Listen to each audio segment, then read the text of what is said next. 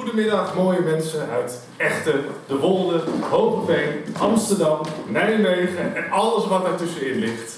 Wat fijn dat jullie er zijn. En welkom bij deze hele bijzondere editie van het Hoge Woord hier in de Aldekerken.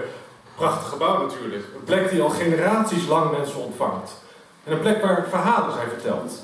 Waar mensen samenkwamen, waar afscheid werd genomen en waar nieuwe dingen begonnen. En vandaag mogen wij daar onze woorden aan toevoegen. Dus dank aan iedereen die dat mogelijk heeft gedaan. Mijn naam is Floris van Wint en ik mag gedeeld jullie gastheer zijn vandaag. Maar zoals altijd doe ik dat natuurlijk niet alleen. Samen met Delia. Delia! Arno, daar achter in de hoek. Bart. Berit.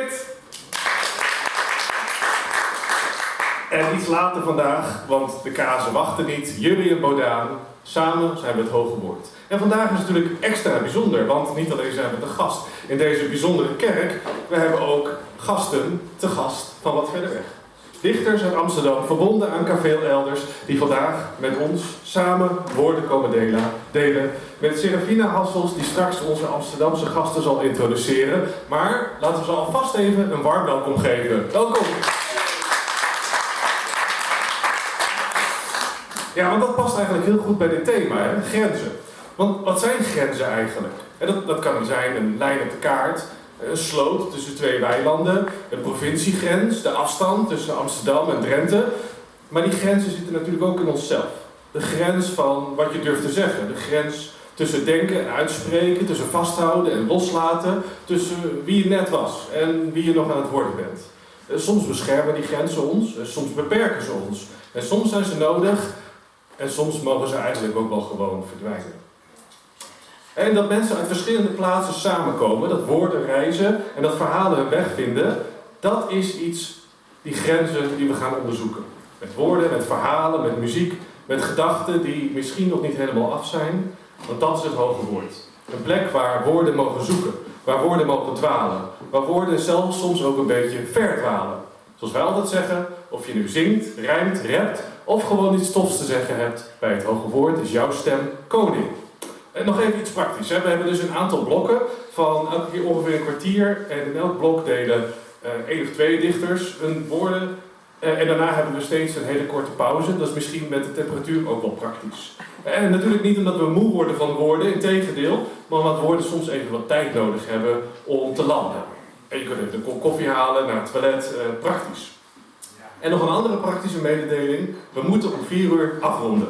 En niet omdat de woorden dan op zijn, vast niet. Maar omdat onze vrienden uit Amsterdam ook weer terug moeten. En hoewel poëzie heel veel grenzen kan overbruggen, is de A1 er niet eentje van. Dus we maken er een mooie en volle middag van. Met aandacht en met ruimte en met genoeg woorden en tijd voor elkaar. Dus laten we beginnen. Serafina, wil jij het woord nemen? Mag ik een applaus?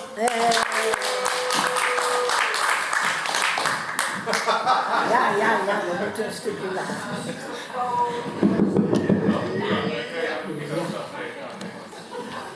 Dag allemaal. Wat ontzettend leuk om hier te zijn. Uit het verre Amsterdam helemaal hier naartoe gereden. Echt trouwens heel erg makkelijk, geen probleem. We hebben er heel veel zin in.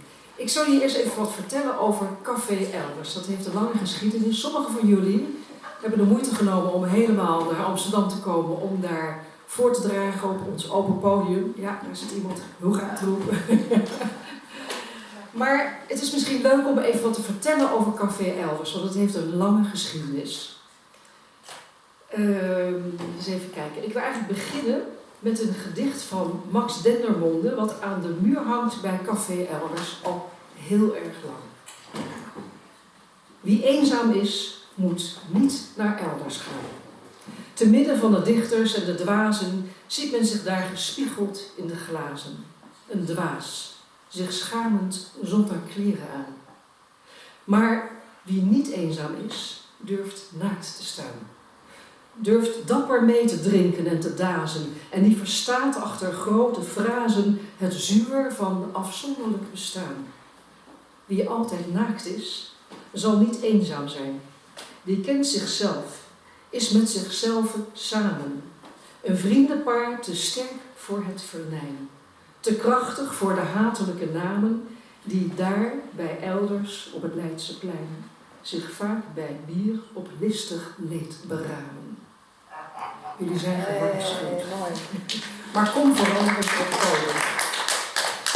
Over elders. Als muren konden praten, dan zouden die van elders waarschijnlijk niet meer ophouden. Het begon allemaal op een kerstavond in 1940. De avond voor de officiële opening stapten de schrijver Jacques Gans en de dichters Gerard ten Brabander, Vesalis en Anna Blaman binnen. Daarmee was eigenlijk de toon meteen gezet. Elders werd een café waar schrijvers, dichters en kunstenaars zich thuis voelden. Tijdens de oorlog moesten de cafés vroeg sluiten, maar dat betekende niet dat de gesprekken ophielden. Integendeel. Boven het café in de huiskamer van de eigenaar John Elders gingen de discussies over literatuur en poëzie vaak tot diep in de nacht door. Dichters als Ed Horning, Bertus Aafjes en Jacques Gans schoven daaraan. Na de oorlog bleef Elders een magneet voor nieuw talent. Jonge dichters, zoals Remco Campert en Simon Vinkenoog, kwamen hier bijeen om later naam te maken. In 1950 werd het tijdschrift Braak vanuit Elders opgericht. Een belangrijke stap in de geschiedenis van de Nederlandse poëzie. Maar misschien wel de mooiste traditie die nooit is verdwenen, is dat in 1999 begonnen de maandelijkse dichtersmiddagen. Eerst met een klein groepje enthousiastelingen en later uitgegroeid tot een vaste plek in het Nederlands poëzielandschap. Er verschenen bundels en we gingen met de Eldersdichters op stap, zoals hier vandaag. Nieuwe dichters kregen een podium en vriendschappen ontstonden. Elders is niet alleen een café met een rijke geschiedenis, het is vooral een plek waar nog steeds nieuwe verhalen, nieuwe gedichten en nieuwe ontmoetingen ontstaan. Een open podium waar elke dichter welkom is. Dus kom vooral naar Amsterdam. Een traditie van meer dan 80 jaar oud en die gelukkig nog lang niet is afgelopen. En vandaag zijn we hier met Elders op pad.